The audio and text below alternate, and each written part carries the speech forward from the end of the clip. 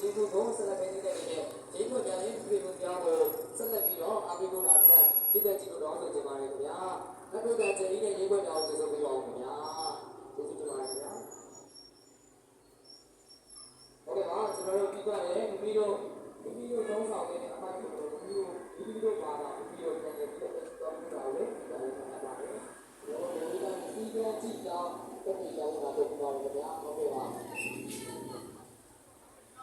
ဆက်လက်ပြီးတော့ကျွန်တော်တို့ဒီနေ့ကျတဲ့ရေးခွင့်ဟာအတာရင်းကြီးရေးခွင့်ဖြစ်ပါတယ်ခင်ဗျာ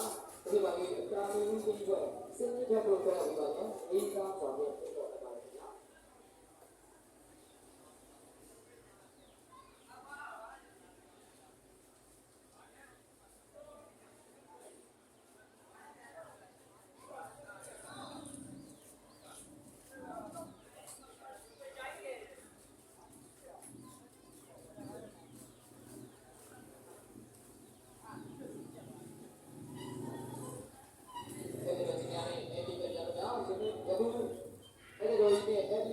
ရှိကိုရောက်ရှိနေတဲ့ဒီဘက်ကတော့အတာရင်းမှုကြီးပေါ်နေပါလေညာအတာရင်းကြီးပေါ်လက်တော့တက်လေးကြိုးဆိုပေးပါဦးခင်ဗျာ